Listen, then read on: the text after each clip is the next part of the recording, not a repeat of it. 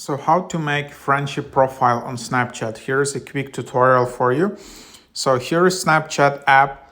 What you need to do first, you just need to update your Snapchat app to the latest version, because this is the latest Snapchat update. So just make sure you updated it and it says open instead of update. So that's the first thing you can do. And then you need to have Snapchat Plus subscription.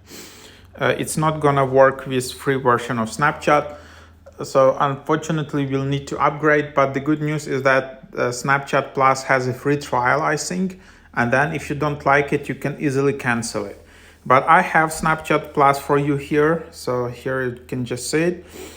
And then the next step is you go to your chats and then you select a friend for who you want to do this friendship profile.